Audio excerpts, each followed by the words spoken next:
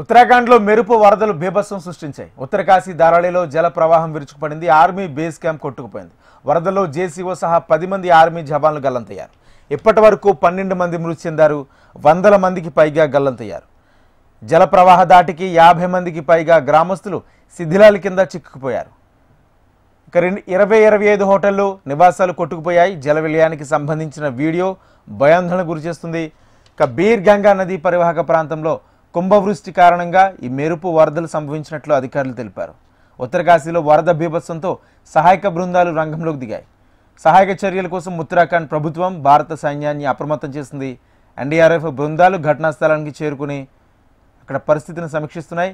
ఉత్తరకాశీలో జల ప్రళయంపై ప్రధాని మోడీ తీవ్ర విచారం వ్యక్తం చేశారు. ఉత్తరాఖండ్ ముఖ్యమంత్రి పుష్కర్ సింగ్ ధామీకి ప్రధాని మోడీ కేంద్ర హోంశాఖ మంత్రి అమిత్ షా ఫోన్ ద్వారా సమాచారం అడిగి తెలుసుకున్నారు. జల విలయంతో తలెత్తిన ఇబ్బందికర పరిస్థితుల్లో సహాయక సహకారాన్ని అందిస్తామని భరోసా ఇచ్చారు.